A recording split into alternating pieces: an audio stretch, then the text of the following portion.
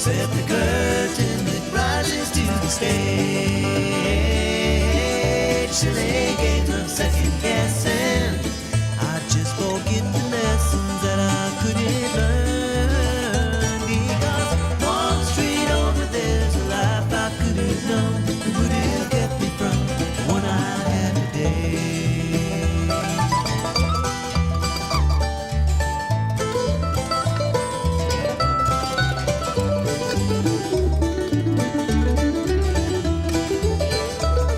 Good morning, Robertson County. How you doing? This is 1100 WSGI. I'm Eugene Laverne, and this is one street over. I apologize for a little bit of a late start. We're having some technical issues with the phone lines. We have a guest supposed to be joining us by phone, and phone lines don't appear to be working. So what we're going to try to do, Bill, if you're out there listening, I tried to call you. We welcome you coming on in here and talking to us this morning if we can't get Omar Hamada on the phone. What we're planning to do, and I'm gonna give it a minute and see if he calls in, and maybe it will allow me to answer it, and I'm going to go ahead and try to call him too. But we're having some issues with the phone line, so we'll see if we can't get Omar to pick up. Just can't be sure of it at all, but we're going to give him a call because you can't call in, but it looks like I can. Omar, are you there? Can you hear me, Omar?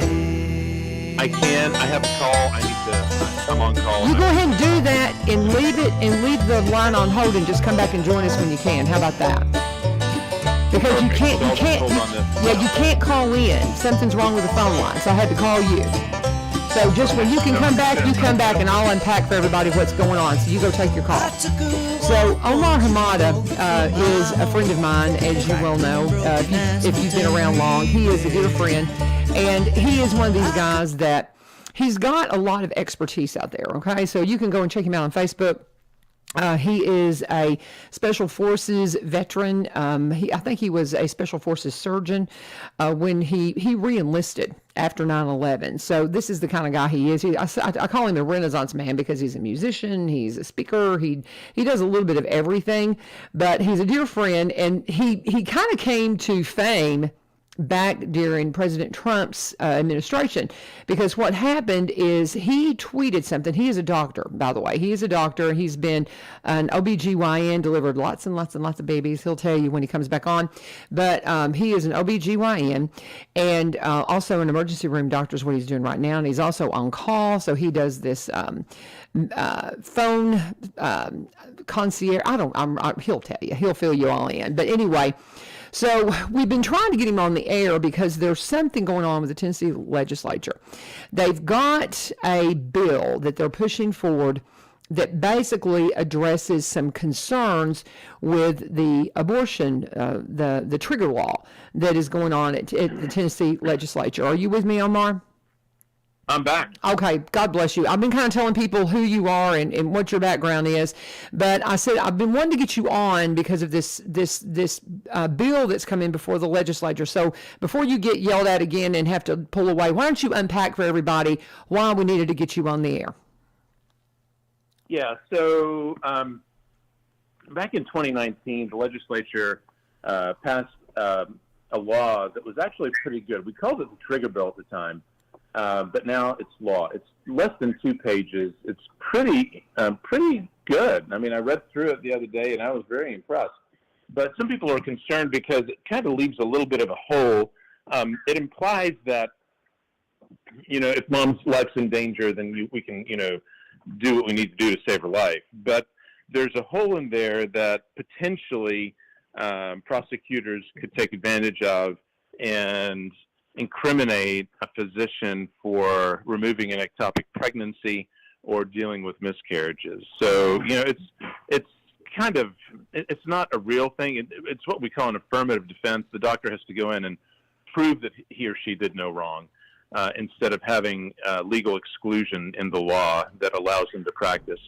So a lot of legislators, have been concerned because of the outcry, of course, and then got together and wrote a new bill or an amendment to this. The problem is, it was, and I'm part of these organizations, the THA, and I used to be on staff at Vanderbilt, and the TMA, the Tennessee Medical Association, I used to be on staff at Vanderbilt, and then also the THA wrote an amendment to the law, but didn't really engage the pro-life community as much when writing it. However, the law is actually pretty good overall, but it leaves two huge holes that open the barn door wide for the return of elective abortions and Planned Parenthood back into our state, which is not what we want. So we've been trying to get some of this language changed a little bit, and there's been a bit of resistance, along the way, including with supposed conservative legislators that have refused to engage with changing the language, which again, if they don't change it and they do pass this into law, it would allow for elective abortions back into our state and would open the door for Planned Parenthood to come back. And all we want changed really are just two words.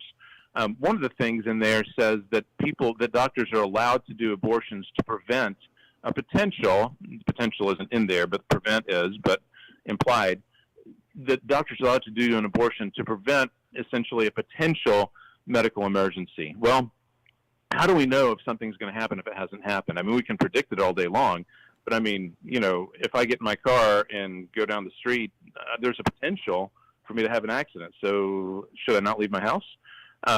So that leaves the barn door wide open to say we can basically say anything and do an elective abortion because there's always a potential for medical emergencies later on. So that's one thing. We just wanted to take that one word out. Prevention. You're popping the phone really bad. I don't know what's going. I don't know. Are you on a headset or are you on a handheld? Are you? Yes. So sorry. So yeah, I'm getting a bad pop from you. So okay. Okay. Go ahead. Hopefully that'll be better. Okay. So we want to remove that word prevent. The second thing is that there's a very subjective measurement to how they would assess a physician's action. And they basically say that they would trust a physician's good faith medical judgment. Well, what if, how do you prove bad faith? How would the state prove that the physician acted in bad faith? That's a very subjective argument. You can't get into a person's head and heart and decide what they were thinking or acting. Mm-hmm. So we want to change that good faith medical judgment to just a more objective medical standard to say the physician must act in a reasonable medical way. So we just want to remove good faith and say a physician's reasonable medical judgment, which sort of makes it a more objective measurement to allow us to have something to prosecute if somebody's just out there just doing elective abortions. So those are the big things. But interestingly, some of the conservative legislators are refusing to make those simple changes. And if they don't, we're going to end up back where we started. So what do you need us to do? I mean, I've seen your Facebook post and things like that, but unpack it for our listeners. What do you need us to do? Call your legislators, email them, text them, get them to change these two words. Take out the word prevent and change good faith medical judgment to reasonable medical judgment. And that's what, those of us on the pro-life side are saying, including Tennessee Right to Life and others. And attorneys have reviewed this. I mean, so, otherwise I think it's a reasonable bill that I can get behind and support if we can make those changes that will still keep the door closed to elective abortions and Planned Parenthood. We do not want Planned Parenthood back in our state, and this opens the door to if they don't change it. And I'm with you 100% on that. This is something I tell everybody, the right to life is the hill I will die on, because it is an abomination what we do to our unborn, and it has got to stop. And we have made such good measures, and I understand exactly what you're saying. As you watch, I've watched federal goings on for many, many years, and we all know how those single words and things like that can make such a difference. And this is something that I'm so proud of our state, that we have taken the stance we have, and to absolutely see something that could be an open door to bring it back in. It has to stop. So call your legislators, guys. I'll be talking to mine. Senator Roberts comes in on the fourth Monday. So he'll be coming in here, and we'll get his thoughts on it as well. But so right now it's going through the House, and the House is hearing it in full health committee. It passed through the health subcommittee last week, and Brian Terry in Murfreesboro was the only one who voted against it. And you can look up and see who's on the committee, but Brian Terry's the only one who voted against it. Oh, wow. So it's going to full committee, and the thought is that the votes are there to carry it forward again, and we can't stop it. So we need to have these changes. But hopefully on the House floor we can stop it, but if not there, I think the Senate will stop it. So, Okay. But we can't rely on that. We When- we don't want not a committee without those changes. So when is it going through this next committee? Tomorrow at 3. So 3:30. tomorrow. Oh, wow. So we need to get on to all the folks that are on the health committee. I don't know. I think Sabi might be on that committee. I don't know. Do you know? Is Sabi Kumar part of that? I don't know. Yeah, I know yeah. he serves in some capacity in some kind of a health committee, but as a physician. So is he one that specifically then could sway it? Or do Yes, you know? I think I think every vote counts. Okay. Well, reach out to Sabi for sure, guys, and make him aware of your thoughts on this, because we do not want to crack open the door on this again. I'm so proud of our state and our stance on pro-life, and I appreciate so much, Omar, you bringing this to our attention. Oh my goodness, what else is going on with you, my friend? Too much to talk about, more than I can shake a stick at, they say here in the South. But just running and gunning. Well, now tell me this. I was trying to explain to the audience what it is you're doing that you're on call with. What is that service that you're a part of?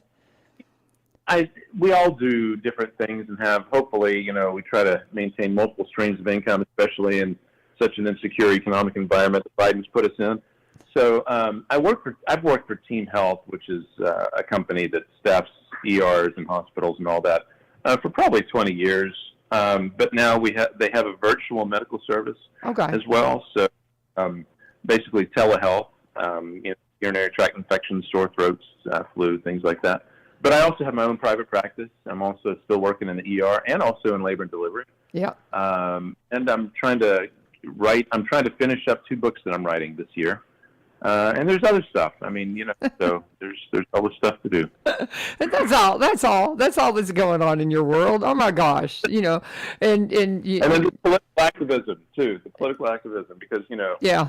It's, well, and this is something that I spoke with you about. I'm trying to get you in touch with Pamela Furr. We had Pamela on last week, I guess, last Monday. I think it was last Monday we had her on, but she came on, and we're working to get her on here once a month just to help keep those of us who've kind of checked out of the political world apprised of the things that we need to know to plug into. And this is one of those things. This is one of those things that if you're not really paying attention to politics, this would fly under your radar. And the next thing you know, it's been passed, and you're like, what happened?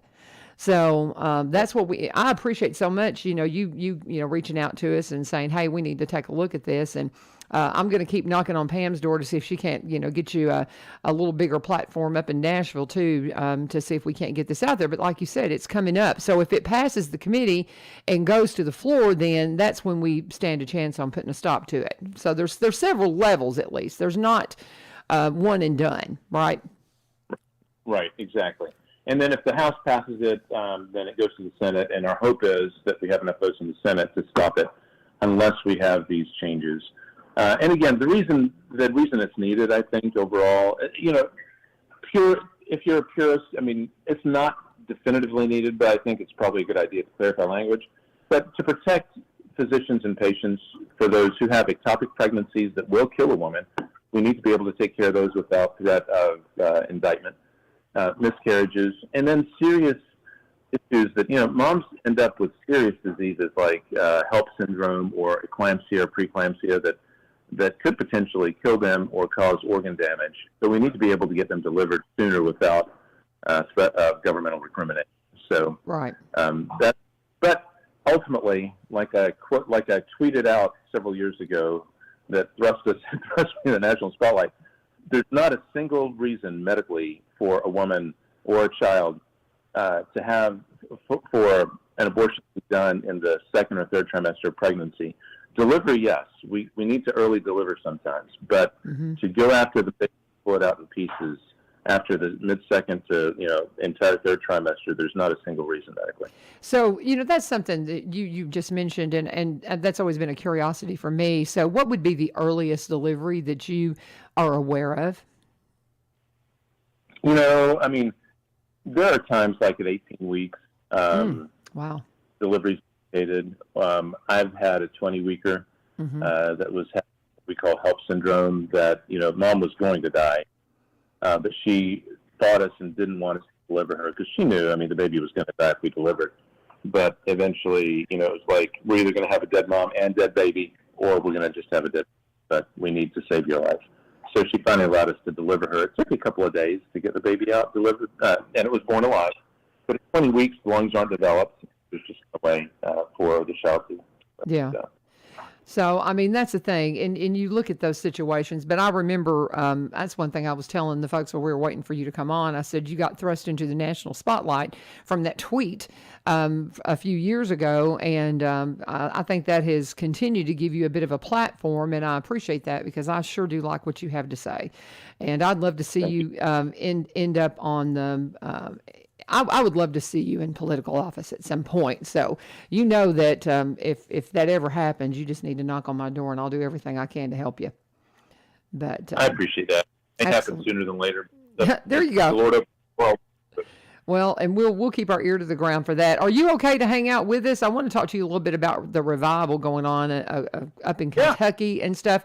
Okay, well, I tell you what, let's just go ahead. I'll just save the breaks for when you have to go, because let me go ahead and do one here real quick. Let me just pause for a second and talk about my friends, Corbin Creek Greenhouse, Gifts and Gardening Center. If you have any questions about things that are going on in your yard, in your garden, now is the time to go out and talk to Miss Amy. Now, she's getting busy. I said, during the winter months, great time to go and visit with her while she's not so busy. Well, now they're getting all these bedding plants ready. They are still in their winter hours. I'm checking their hours right now on social media. That's a great place to stay up to date on everything that is happening at Corbin. They are open at the moment 10 to 4 p.m., Monday through Saturday. And then on Sunday, they're open from 1 to 4. Go by and see them. They're over here at 4920 Highway 161. You can call them, of course, 615-384-3185, 615-384-3185 for all your questions regarding your garden, all your questions regarding what's happening with our evergreens. Don't prune them. Amy says wait, because once spring really springs, stuff may come back. My English ivy looks pitiful. I'm really hoping for it, but it looks really, really bad. But she says don't do anything to it. Give the summertime to see what'll happen with it. But that polar vortex did some damage to our evergreens out there. And, of course, they are your Robertson County source for CBD products, which I rely on to help me with my arthritis. Go and see them today, 4920 Highway 161 in Springfield. Let them know you turned Cynthia. Talking with Omar Hamada, my friend, Renaissance man, I like to refer to you as. You do a little bit of everything, my friend. So I think Renaissance man is a pretty worthy title for you. And you are... why not? Well, are you a minister? You're an ordained minister, too, aren't you?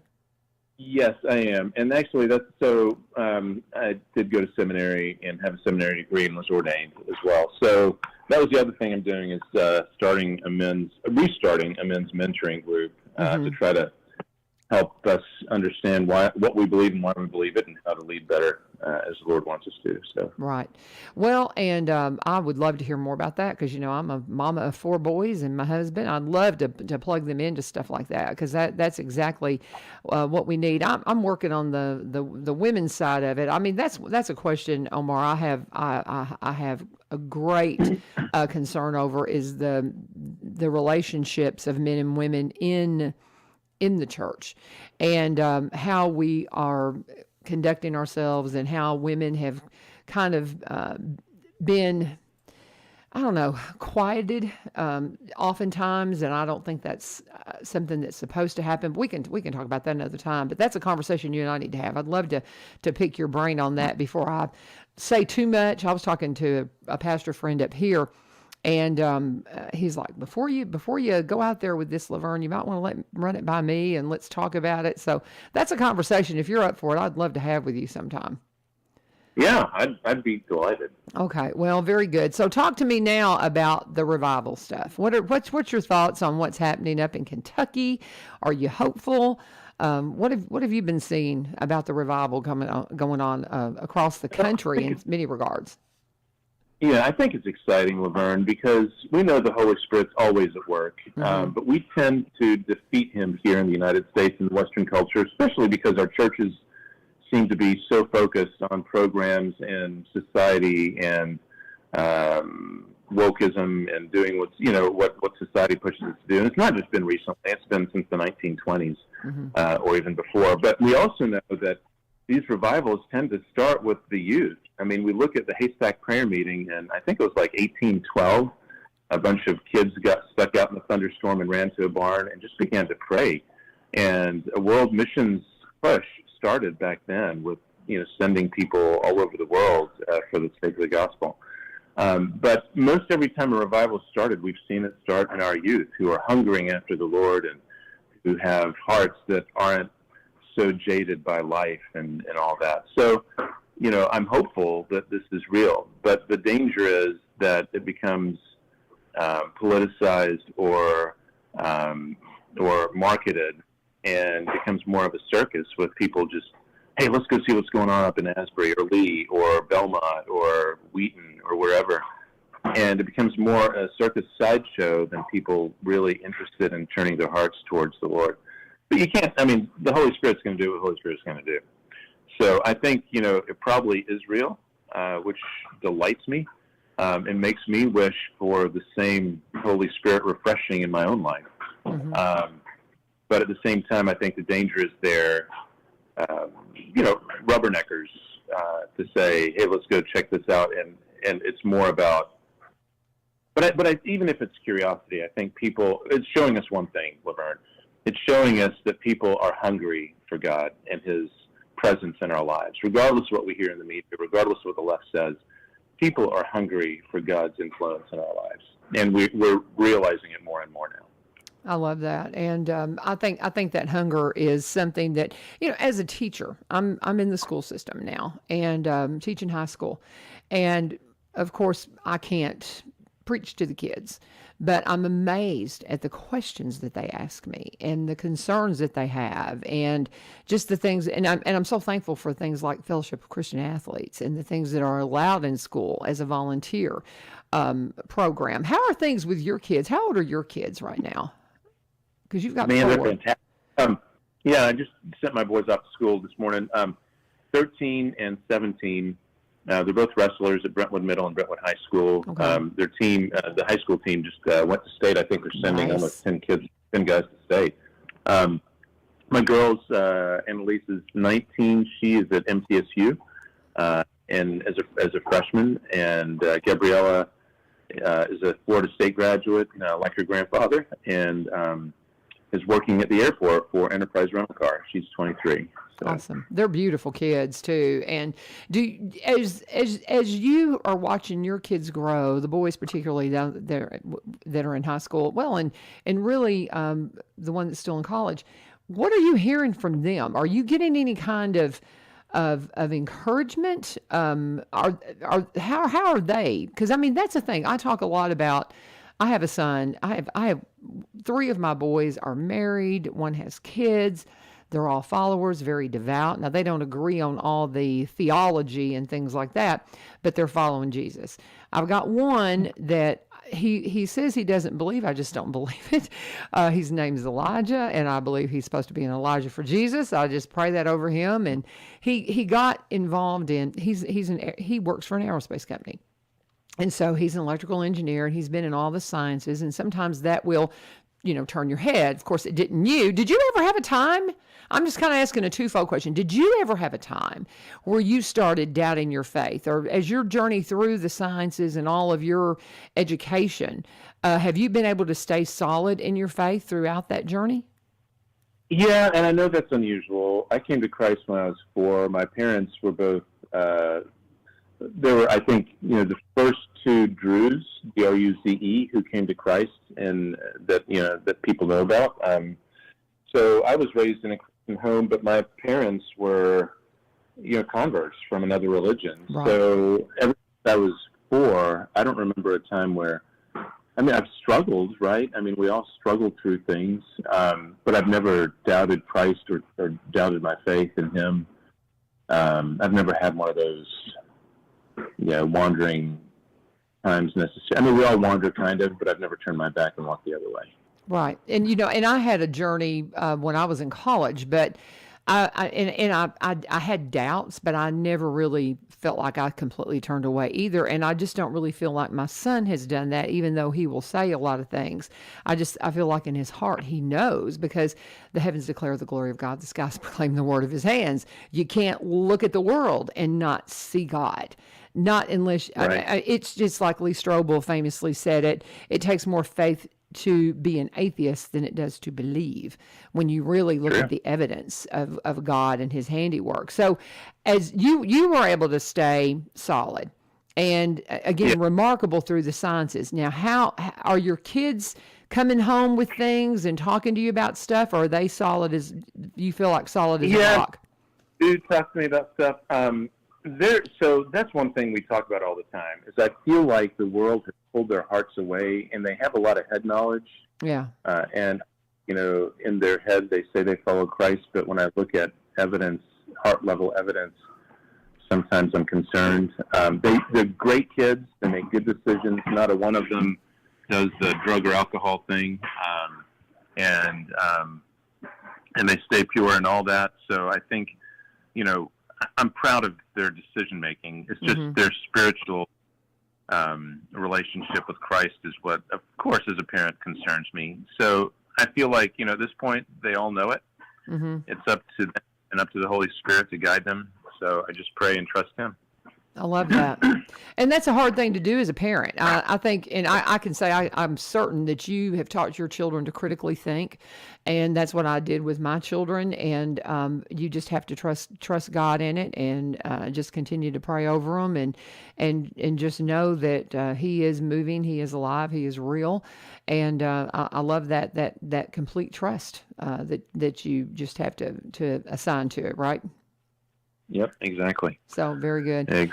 Well, we've got another half hour. Do you have anything else you want to cover, my friend, that's on your heart? What other questions? I've got another call I have to take right now. Okay, go ahead and take that call and come back whenever you're clear. I'm going to go ahead and do a break and just cover a little bit of housekeeping stuff. We've got some Bible reading, so come back when you can. And if anybody's got any questions for Omar, just throw them up in the comments and we'll share those with him. But we're talking with my friend Omar Hamada here on 1100 WSGI. And he is, again, a Renaissance man. He is a veteran, a Special Forces veteran. I love the story that he re-enlisted. Maybe that's something we'll ask him about when he comes back. One of my biggest regrets is that I never served in the military. I say that very, very openly. And when you not only serve, but then you're out and then you re-enlist when 9/11 happens, that is something special. And that is Omar's story. So we may ask him about that when he comes back from his call. But he is on call this morning. He is a physician, so he's having to take a couple of phone calls. But we're going to pause and talk about Cumberland Connect.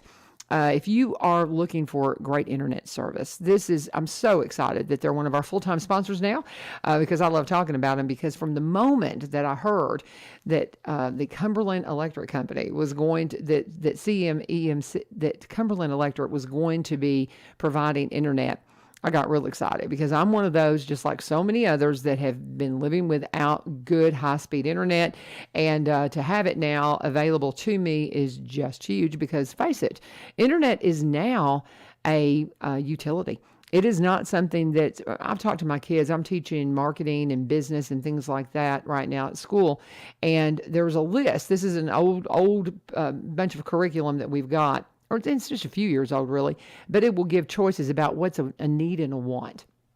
And under the want category is a cell phone and internet.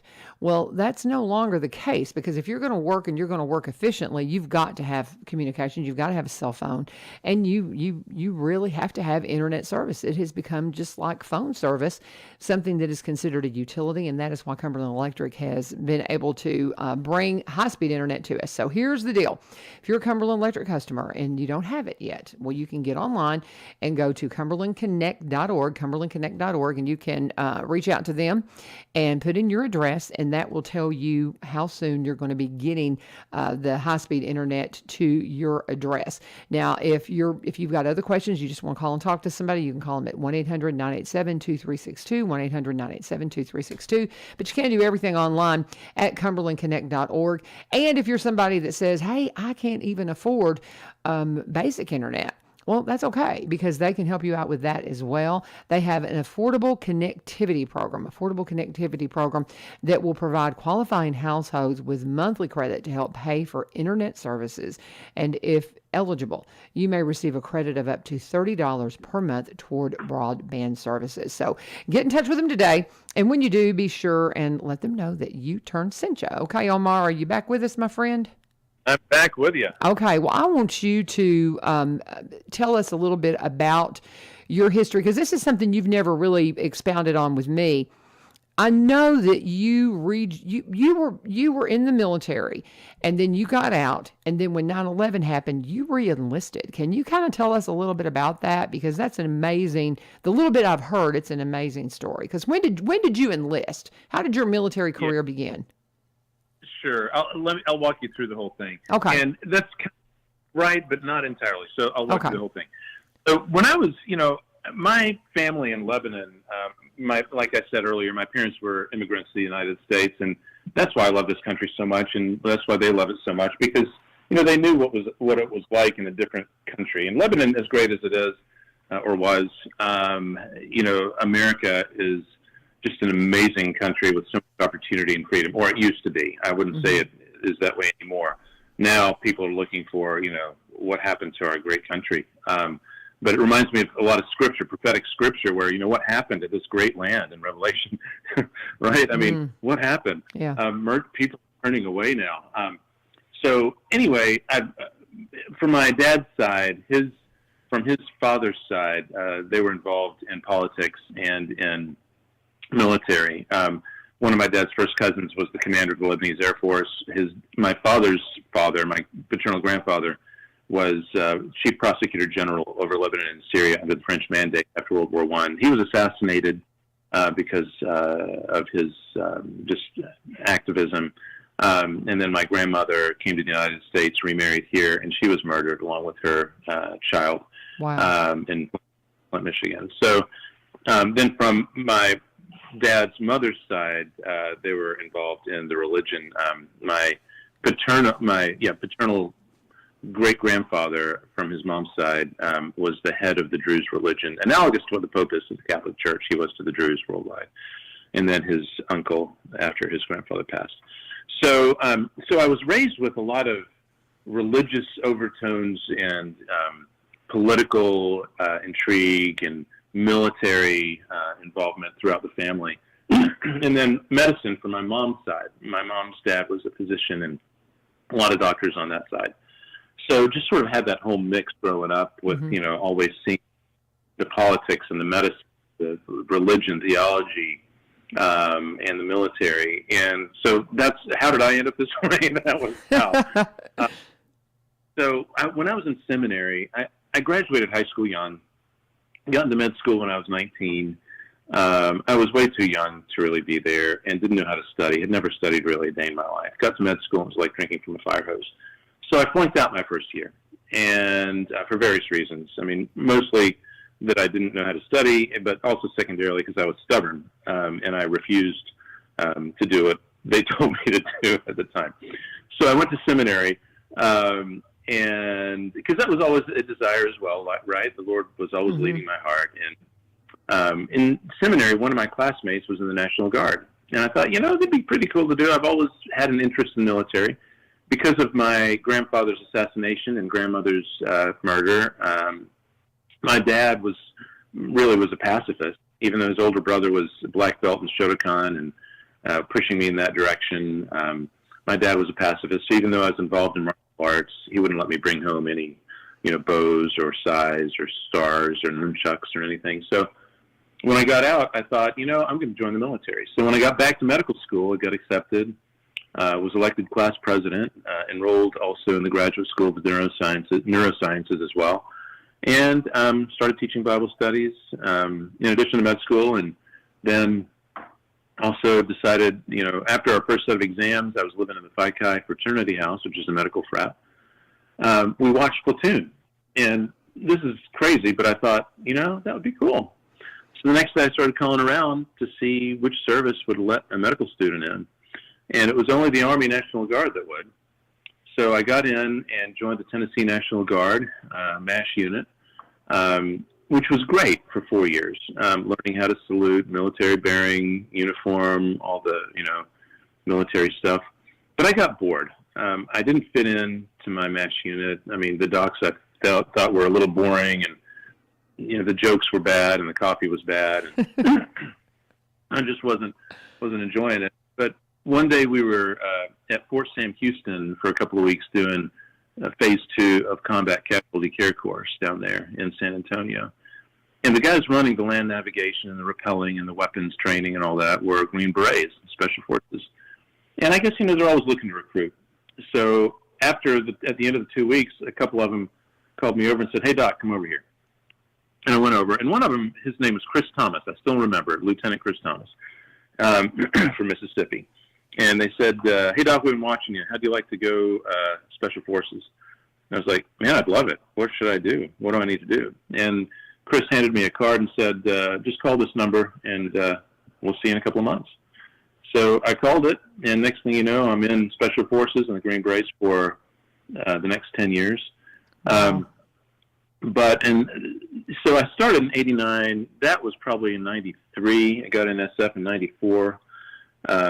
I decided to go back and do a second residency in OBGYN. So I took sort of a leave of absence to do that residency. Okay. And it would be a 3-year leave of absence, but it turned into 2. 9/11 happened. I called headquarters back up, and, I was shaking and angry and crying in disbelief like we all were. And this was probably at 10 a.m. on September the 11th, 2001. I called my headquarters back up, and I said, "I want back in." I'm sort of on an inactive status. I want to be activated again.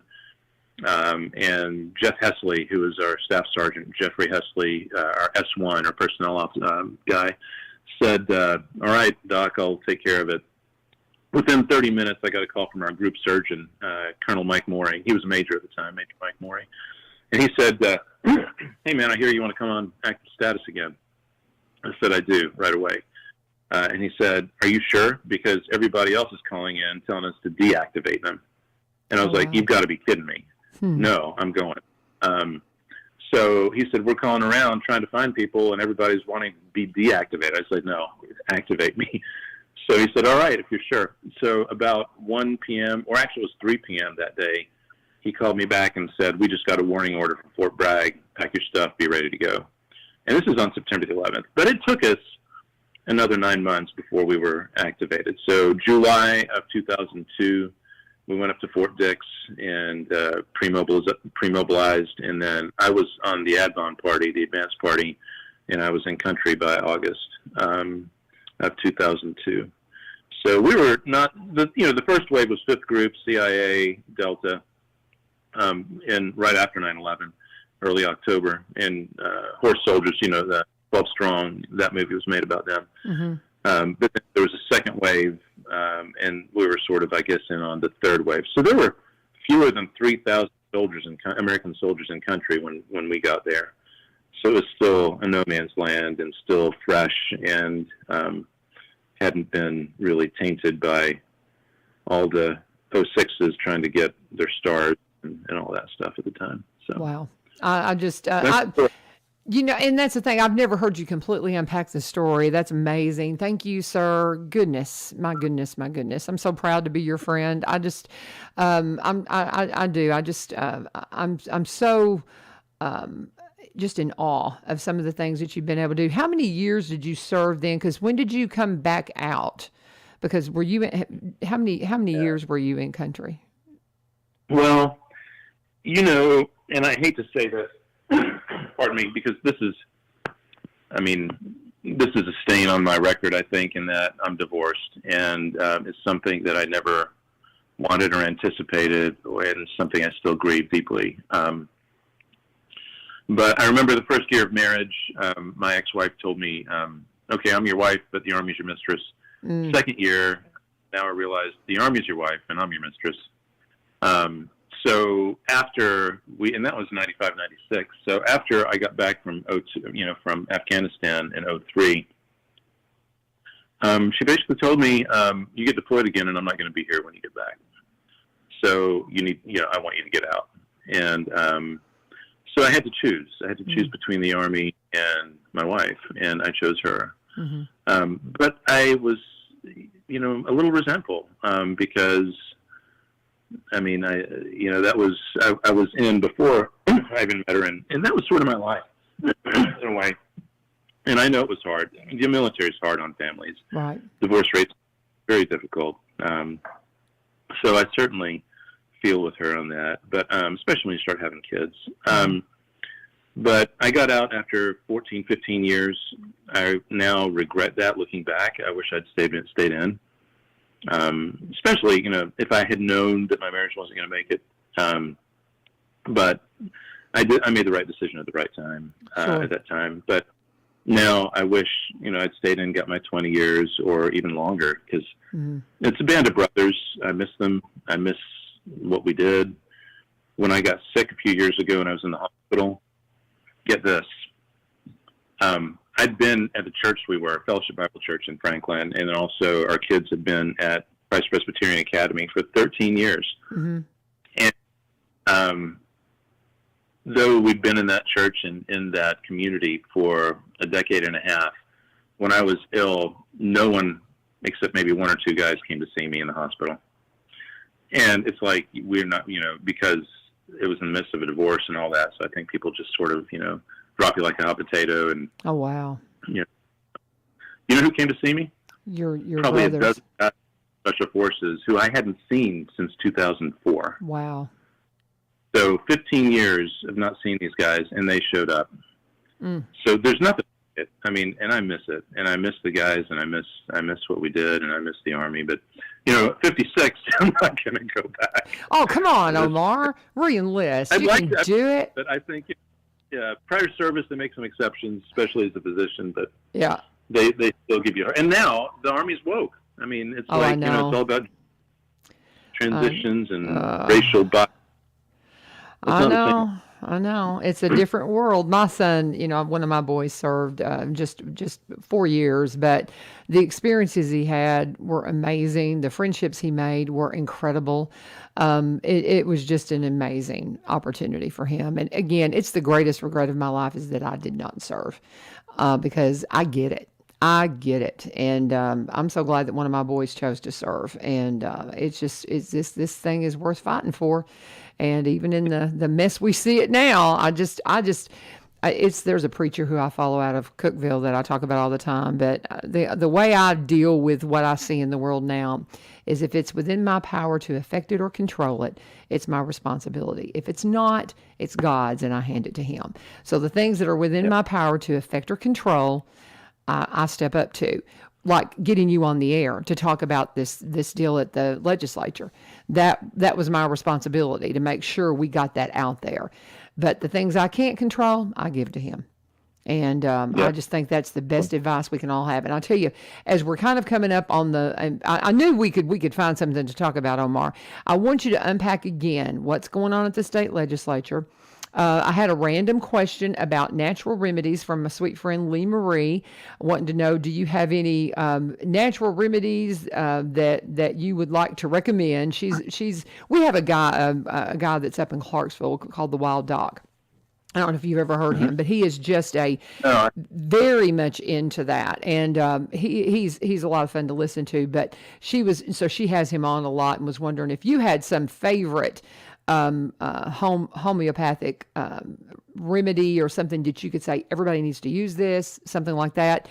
But I tell you what, let me go ahead and do my last break, and we'll come back and we'll unpack all that. But I do want you to go over the stuff at the legislature one more time, just to make people aware. I've got a quick call to take. Go do that, and I'm going to take a break, and we'll come back and we'll close out. All right. Thank you, Omar. And so we're going to pause and talk about my friends Barry and Rebecca Richards with the Exit Realty Garden Gate team. If you are looking for somebody to help you out at the real estate table, whether it's buying or selling, whatever it is that you're looking to do, Barry and Rebecca, they are a great team for that. If you've got property, maybe you've had it listed and it's just not getting any exposure. People are not taking a look at it. Have you thought about the fact that maybe the pictures, maybe they need some video, maybe they need something more from you that you're not providing? Well, Barry, coming out of a marketing background, he was a vice president of a marketing company for 17 years, a media marketing company. And so he brings that expertise to the table. If your property's not getting the exposure that you think it should, talk to Barry. He may be able to fix that with just a few pictures. Rebecca's been at this a long time, one of the first in the area to be a seniors real estate specialist, and they're up in Cross Plains. They do their homework. Rebecca does her homework to make sure every T is crossed, every I is dotted. They're in Cross Plains, so they specialize in Robertson County properties, but they also buy and sell in the surrounding counties and across the state line in Kentucky. You want to connect with them? Best way to do it, just pick up the phone and call them. 615-504-7425, 615-504-7425, or you can connect with them at sellwithbecky.com, sellwithbecky.com, or by BUY, robertsoncounty.com. And as always, please let them know that U-Turn sent you. And while we're waiting for Omar to rejoin us, I want to go ahead and go over the fact that we are doing our Bible reading through the year. And yes, we've been in Leviticus for numbers. It just got a lot better. And we're reading it in the order that the Jewish people would read it. So we're just going. It's so fun because you get through Genesis and it's like reading a novel. It is. You forget just how good Genesis is, and then you get into. Exodus, the same, a lot of it as well, very, exciting and intrigue and just the miracles of it all. And then you get into Leviticus and Numbers, and it's just like over and over and over. And Deuteronomy is going to be the same, because basically I had Christy McClellan describe Deuteronomy. She said it is basically just going through the law again. And so it is hard reading through this stuff. And here's what I'll encourage you to do. Here's where we're at today. We're on the 21st. We're at number 17 through 18, in Psalms 45.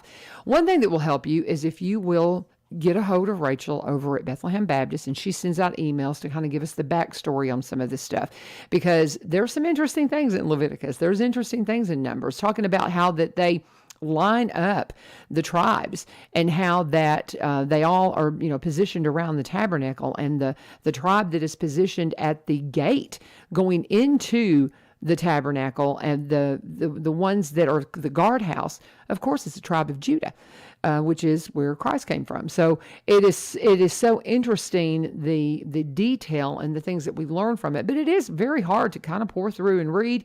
We've also got key words that we're looking at that help us on that journey as well. We've got, we're looking at the word seed, water, light, and harvest, and we'll go through and we'll highlight those. And Rachel will give us commentary on some of those things and what they mean, the deeper meaning. She's anointed. She is. All right, I'm back. You're back. I'm talking about, we're reading through the Bible in a year. And right now we're in Numbers. We've just got out of Leviticus, and oh my goodness, I'm just encouraging people. Audio Bible is a good thing, and it will help get you through some of these a little bit harder to read passages. But I do encourage people, get in the Word, read the Word, and it will make you so much richer because of that. So where do you want to start? Do you want to go back to the stuff at the state, or do you have some homeopathic things that you say, hey, you got to do this? Where do you want to go? Well, it's very problem specific, right? So there's not like a one size fits all, other than, make sure your sleep's locked down, good diet and exercise. And, that's sort of the basis for everybody. But I don't have any one thing for every problem. Right. If do you have are you working with people now to where they can reach out to you if they want to work with you and you help advise them? Yeah. Because tell them how to get in touch with you, because if they're interested in working with you, you can help them with the specifics of it. Yeah. So I don't want to make you the funnel, but I can, you can either through you or Facebook Messenger. Message me on Facebook Messenger or even Instagram. Okay. So, Well, and that's good. And you can find, if you go to my page, folks, if you're if you find me Laverne, U-Turn Laverne Vivio, you can find me there. He's in my friends list, and you can find Omar, and you can follow him there and message him and see, what you can tap into and just see what's available, because he is a busy guy. But, the things that you talk about, sleep and exercise, as a physician, okay, I'm 60 years old. I turned 60 years old in December. What is the best thing for me to do? Because I'm for my heart to stay healthy, I have to work that muscle, right? And get that heart rate up to a certain, isn't that the guideline? Because I've gotten so out of working out and things like that, as I'm trying to kind of reposition that, because I want to get my heart strong. Because one of my grandmothers died at 62, 63 years old of a heart attack. So I know I need to pay attention to that kind of thing. So what would be the best thing for me to do to get my heart strong? I think the best thing at 60 is going to be to have a good physical exam. And here's the thing that I think in traditional medicine, we're very reactionary. So we wait until you have a heart attack, or we wait until you have a diagnosis before we really do a whole lot. I mean, we try to treat you with medications, but, most of your health is due to your daily decisions, what you eat, how you sleep, how you exercise. And this is a little controversial what I'm about to say, but there's absolutely no reason for a person to have a heart attack if their physician is doing their job right. And that is because, when we look at preventive care and what insurance will pay for, we're limited because insurance only pays for certain things, and they're not going to pay for a lot of preventive care. But sometimes we're just going to have to come out of pocket for it, right? So we can do tests to see the status of your coronary arteries before you've ever had a heart attack, or we can wait till you have a heart attack and then put a stent in. But my preference is let's catch it early in the process, 10 or 20 years before you have the heart attack, and reverse the heart disease. And we can do that with proper preventive care, with proper diagnostic testing, like cardiopulmonary exercise testing, like early stress tests, like early CT calcium scores, like that. Or we can wait and then stent or do heart surgery, bypass, which isn't preferential to me. Well, right? there is, absolutely. And I get a lung scan now, and I also get some kind of a heart test that I have to go to a radiologist to get. Because, my sister died of lung cancer, and I have another cousin that died of lung cancer. My sister smoked, not heavily, but my cousin did not. There's a marker that we have. And so I've been keeping a check on my lungs ever since we lost my cousin and my sister. And also my heart, that scan, simply because I know of my history with my grandmother. So those are two good things then, I'm asking that I'm doing. Yeah. Okay. Yeah, I think they are. So those are the kinds of things you guys y'all find Omar on social media and reach out to him. And he does some concierge stuff, right? Yep. Would that be correct? Okay. I do. Yeah. But it's not, I don't take insurance. It's all, patient physician stuff without the insurance. Right. Absolutely. And that is where a lot of people are going now, simply because you run into situations where the insurance, they're like, well, we're not going to pay for that. And so you have to decide, okay, it's worth this for me to know and for me to stay on top of it. So before we completely run out of time, unpack again what you need everybody to do. Call your representatives and make sure about what? Unpack it for us again.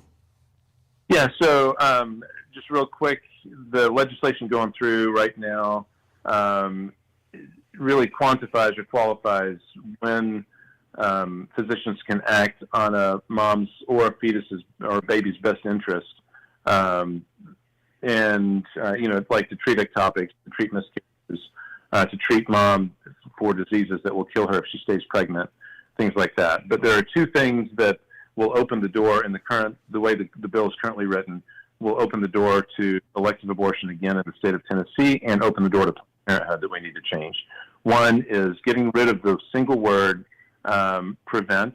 Abortion should never be used to prevent something that's not in place, prevent something that might happen and might not happen. It should also be assessed not on a physician's good faith judgment, which is very subjective and impossible to prove, but it should be judged or assessed on the physician's standard following standard care. So physician's objective measurement, physician's reasonable medical judgment. So we need to remove good faith and substitute reasonable, and we need to remove the word prevent. And if those things happen, then I think it's a good piece of legislation. But if they don't, then it's going to open the door to elective abortion and plan. What was the word instead of prevent that you said? So right now it says prevent or treat. Okay. Just take out prevent and leave treat. Okay, so just completely remove prevent and just put treat. Okay. Absolutely. And we talked a little bit more extensively about this at the first of the hour, at the top of the hour. So go back and listen to that. If you have questions, you can message me, you guys. My number is 615-594-7736, 615-594-7736. Don't call me because I don't pick up numbers I don't call, but you are absolutely able to text me, and I'll send you this information as well. And I'll help you get in touch with Omar, too, if you want to. So very good. Appreciate you, brother, very much. Thank you so much for your time this morning, and for being an absolute voice of reason and of just what the good Lord wants you to be. I love you. I love you too. Thanks for having me on, Laverne. Absolutely. God bless you. God bless you. Omar Hamada, our guest this hour. And if you missed any of this, I encourage you, go back and listen to it because, oh my goodness, what some great stuff that he covered. And we got to know a little bit more about him. He's somebody that I have on from time to time. If he messages me and says, hey, Laverne, I got something I got to cover, I'm going to do everything I can to get him on because it is an important message. And we're trying to see if we can't get him some exposure in Nashville as well because it's a little bigger audience than what we have here in Little Robertson County. But we do appreciate you guys here at 1100 WSGI. You've made this so much fun. We're having a great time sharing with you what's going on one street over from where you live, and that's the goal of what we're doing here at One Street Over. We appreciate you being a part of it. Tomorrow, we're Wednesday. Yes, where are we in the week? Tomorrow we'll be hearing from Aaron Slate and Ryan Martin. We'll be hearing from them, and then we'll be able to hear from Mayor Vogel because the commissioners meeting didn't happen on account of President's Day on Monday. Mayor Vogel would have normally been in here today, but he will be in next Tuesday. So we'll have Mayor Vogel in on next Tuesday, but we will hear from Ryan Martin, city manager. They have their mayor all in the meeting this evening. And so we'll hear from him tomorrow. And then Aaron Slate comes in on the fourth Wednesday to fill us in on things he's got going on in the financial world. Looking forward to all of that. Thank you for joining us. This is again 1100 WSGI. God bless. Have a wonderful day.